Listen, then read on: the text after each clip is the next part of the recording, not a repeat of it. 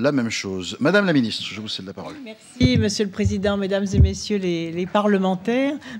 En effet, nous commençons un travail très important avec, comme ça vient d'être dit, plus de 2300 amendements, ce qui prouve que le texte intéresse. Je m'en réjouis. Et cela d'autant plus que je suis heureuse aussi de vous transmettre, au fond, les bonnes...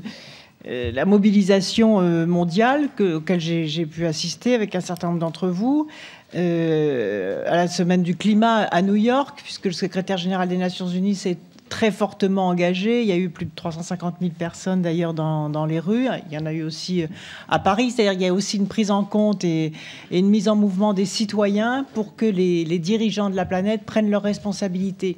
Et de ce point de vue, la France est très regardée.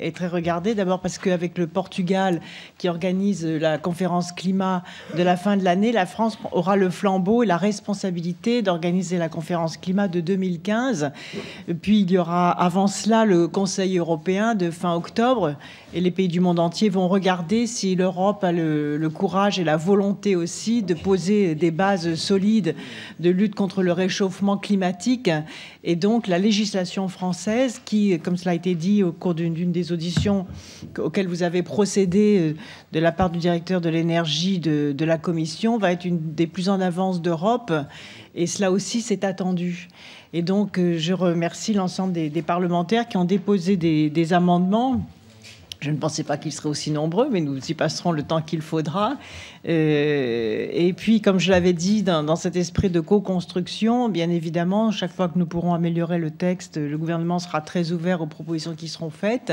Et en même temps, il faudra veiller aussi à ce que ce texte reste bien cohérent, soit efficace, soit applicable très rapidement, puisque les entreprises dans le domaine de la croissance verte attendent aussi des signaux très forts pour pouvoir créer des emplois dans ce secteur-là.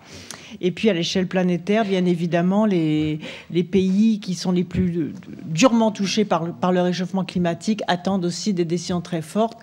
J'en veux pour preuve le cri d'urgence qu'ont poussé un certain nombre de dirigeants des pays insulaires qui se sentent tout simplement menacés dans leur survie, dans leur existence.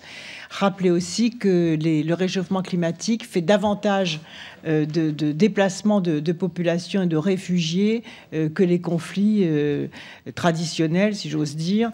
C'est-à-dire qu'au fond, c'est aussi une question liée à la protection de la paix à l'échelle planétaire. Donc des enjeux considérables dont nous sommes aujourd'hui collectivement dépositaires dans un contexte positif, parce que, à en croire les différentes prises de parole des chefs d'État et de gouvernement qui se sont succédés à la tribune, quelle que soit d'ailleurs leur sensibilité politique ou leurs options, on sent très nettement une volonté d'avancer. Personne ne veut prendre la responsabilité d'un échec de la conférence sur le climat, comme ce fut le cas à Copenhague.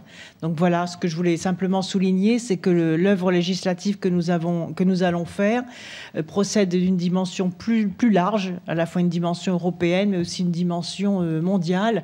Et tout ce que nous pourrons faire pour montrer que nous rentrons dans un autre système économique avec d'autres valeurs et avec une mutation énergétique forte permettra aussi d'aider d'autres pays à avancer. Merci, Madame.